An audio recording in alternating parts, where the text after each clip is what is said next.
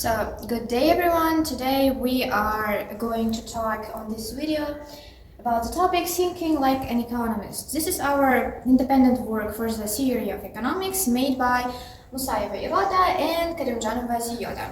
So let's start. To understand this topic more clearly, we separated the main idea to the four subtopics, which is the economist as a scientist, the production possibilities frontier, of course the circular flow diagram, and the micro and macroeconomics. So let's start from the beginning. Think like an economist. What does it even mean? What is that? Firstly, it would be a little confusing because thinking is thinking, you just think and that's all. But thinking on the different points of view makes your brain to see the things you may not see when you just think. So, the economist is a scientist. It's not just a topic of this passage, but it's a proven message that says you that economists try to address their subject with a scientist's objectivity. In a more simpler words, you can just say that economists, as a physicists and biologists, they also have their own subjects and they also observe, study, and discover new possible theories that helps our daily routine to be more easier to understand, first of all. So even though if they don't have tubes, telescopes, or some kind of space objects to observe it and study it, or they don't wear white coats like medicine people or the biologists or scientists, they still observe and discover new things on the not only market as a lot of people think, but also in the human behavior. They analyze how the people make their decisions, why they do act like that, why they do buy that, and why how their demand is understand in the more yes, you can stop it there.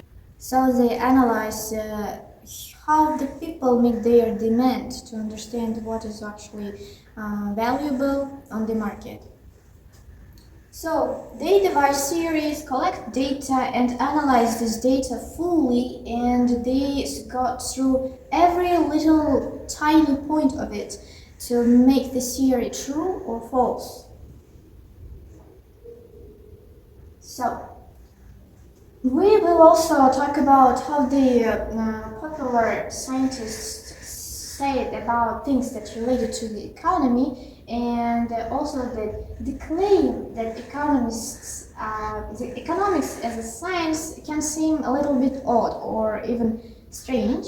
After all, economists don't do this kind of accurate scientific thing as we imagine in the first picture, but still their works considered as a science because it has things like observation and discovering and improving the theories, which is the main point of the science.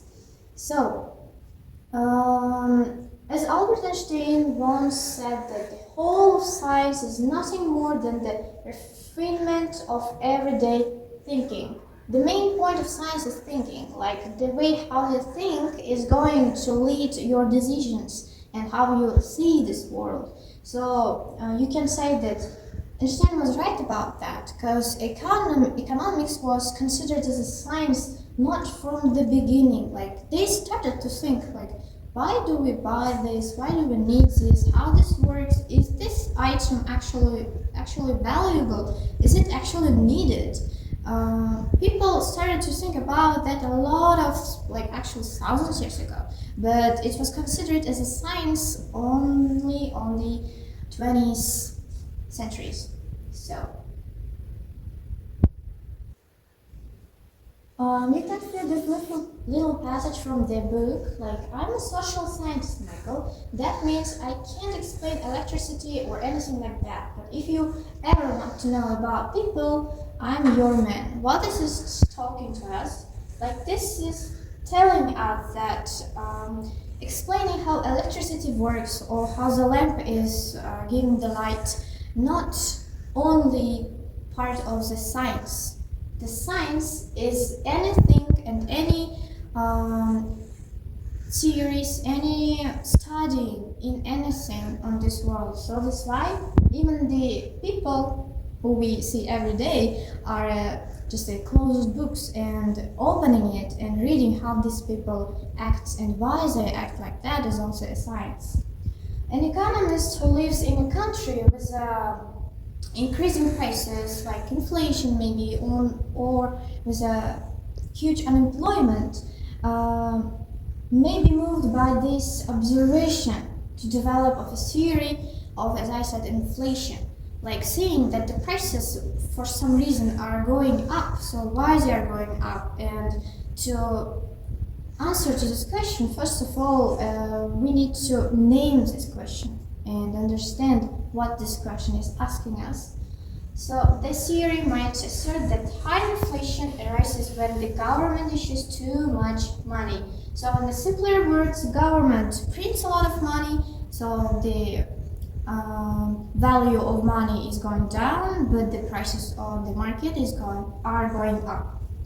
So to test this theory, the economist should collect and analyze data on prices and money from many different countries and many different objects. Observing and collecting, analyzing the huge amount of data is also a work of science. So if the growth in the quantity of money were unrelated to the rate of the price increase, the economist would start to doubt the truthiness of this theory of inflation. Like as every scientist, before just running there and telling everyone that I have opened no new theory about something, of course the scientists should sit and analyze, is it true or false? Because theory is something that is not proven yet. So as an economists do every day, they collect and analyze everything on the market, human behavior, how they buy, how they sell, how it's even going, how money circulates.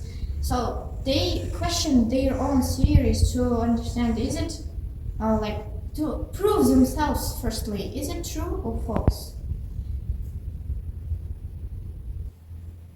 So the next subtopic of our topic is the circular flow diagram. The circular flow diagram is a simple model of the economy that shows how money flows through markets and households and firms. So the next